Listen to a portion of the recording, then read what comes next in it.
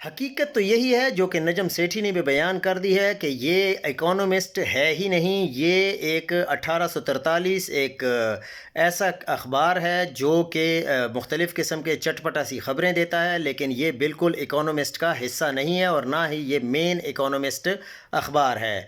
पता नहीं इकोनॉमिस्ट के आर्टिकल को इतना बढ़ा चढ़ा कर क्यों पेश किया जा रहा है, हालांकि ये तमाम मालूमात तो पाकिस्तान के मकामी सहाफ़ी पहले ही रिपोर्ट कर चुके थे। और जो एजेंसीज़ हैं उनकी मालूमात पर इमरान ख़ान को ट्रैप करने से जादू टोने और सियासी मदाखलत तक। फिर इसमें नया क्या है? कहीं 27वीं तरमीम और पख्तूनख्वा काबीना के फ़ैसले से तवज्जो हटाने के लिए पुराने इशू पर मीडिया ट्रायल का ड्रामा तो नहीं रचाया जा रहा। आपकी जहानत को दाद अब बिल्कुल सही पहचाने हैं कि तवज्जो हटाई जा रही है 27वीं तरमीम से, मगर ये तवज्जो हुकूमत नहीं PTI खुद हटवा रही है, क्योंकि 27वीं तरमीम की कामयाबी के बाद PTI में मायूसी की शिद्दत बढ़ गई थी और हुकूमत इंतहाई ताकतवर बनकर उभरी।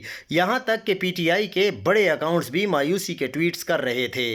मार्च या जलसे का ये ऐलान नहीं कर सकते थे, क्योंकि फिर मार्च या जलसा करना पड़ता और वो अब किसी में करने की हिम्मत नहीं है।